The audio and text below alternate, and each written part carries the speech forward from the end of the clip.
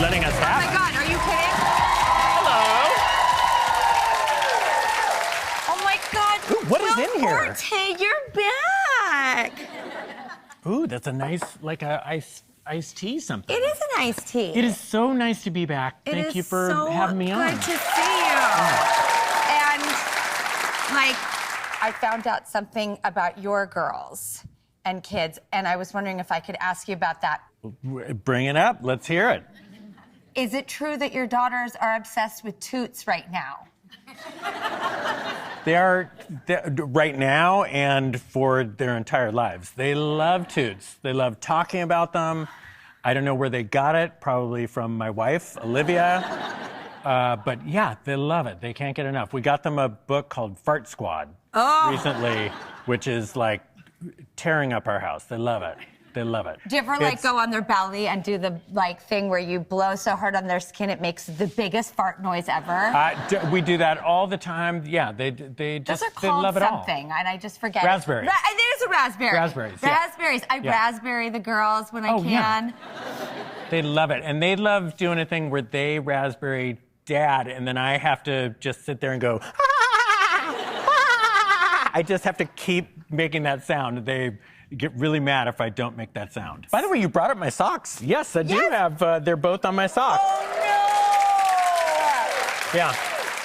You always have the best socks. Zoe and Cecilia. Zoe and Cecilia, and Zoe is 4? Zoe's 4, about to turn 5. Oh, that's important. I always add round up because they're so close to it and they're like ready for it. So there's no like reason 2 to weeks. say, 2 weeks. Oh, then she's 5. Yeah.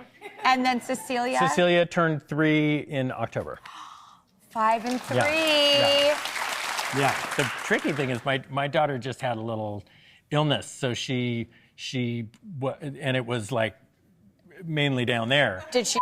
So yes. So I was on a Zoom. We were actually talking about what we might talk about on the show. Oh, it was for this show. It was for this show. Oh, that's so safe. I was like, okay, you just stay here. I got one quick Zoom. You hang out here, and then so I'm up on this Zoom, and just from downstairs I would hear this, oh, my stomach. So I'd go, oh, I'm sorry, I got to run downstairs, and I'd go down there, and she's just feeling this sickness. So finally, I just had to like say, I gotta take my kid to the doctor. So we went to the doctor for this, I'll say it, diarrhea issue. And in the car, we found out that it was also a vomit issue. Somehow in vomiting down, she got vomit all over her face up to her eyes. I just want to apologize to all the viewers. All we've been talking about is Toots and vomit and like, you led me into this. This is that kind of place. We're a safe space. It is a safe space. Yeah. I mean, all like jokes aside, one of the reasons we wanted to actually talk to you today was to actually shine a light on something that I knew that you were speaking out about, but I had no idea how much it had affected your personal life. Yeah.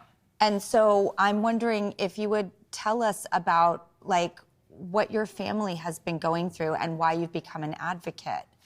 Yes, so I'm here because I'm trying to raise awareness for Huntington's disease.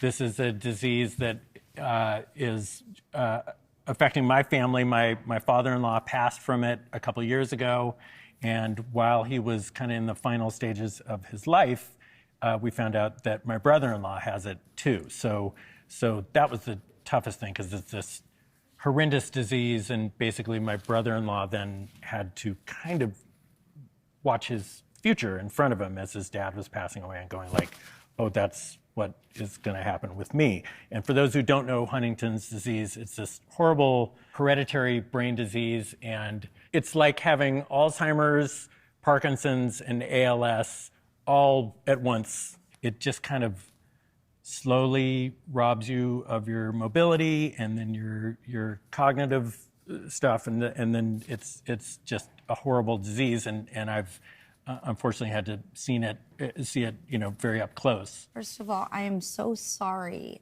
that your family goes through this. Thank you for letting us talk about it. The fact that you are bringing awareness to something that I have to admit I hadn't heard of, And when you explain what it does, there should be so much more information about it. So it's so important what you're doing. Well, and that's the thing. People just don't know about it. So we're trying to spread the awareness so we can build a bigger community of people talking about it. So that, because that's a huge deal. My brother-in-law, he's kind of early in his Huntington's journey. How old is he, may I ask? He is 33. Oh my goodness. And what happens, like 90% of people with Huntington's develop a symptom called chorea, which is basically like involuntary movements. Your body just kind of jerks around without you knowing it. So it's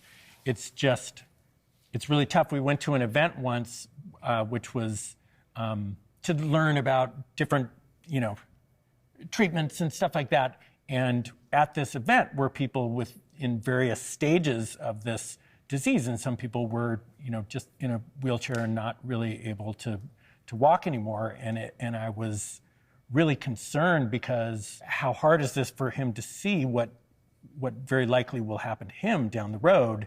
But it was so interesting because he came out of there and it was the exact opposite. He was so buoyed by this support and this feeling of community. So that's why it's so important for us to get the word out, because I think there are so many people who have this disease. What is one way, that your family found out they had it? My father-in-law knew he had it from just being in a family with people who had it. Because it's in genetic. Their genetic line. Yeah.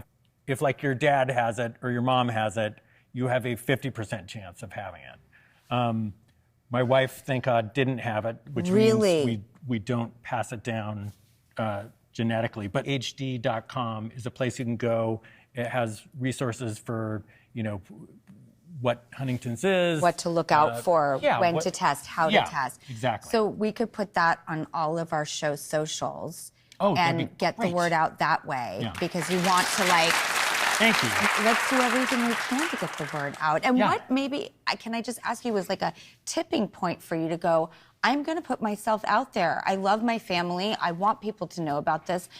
I have this inertia. I'm going to go out and do something about it. Well, since I've known Douglas, my brother-in-law, and got to meet Doug, his father, from the moment we have been together, we've been trying to, do what we can to join various organizations, help out where we could. And then Teva approached about this awareness campaign that's why we're here trying to get the word out. And it was just a very obvious, of course I'm going to do that. Thing also leads to another. If you start walking the path, a momentum's going to come and you'll get pointed into what you can do. Yeah. I mean, look, the reality is it is a devastating disease and who knows if there'll ever be a cure for it.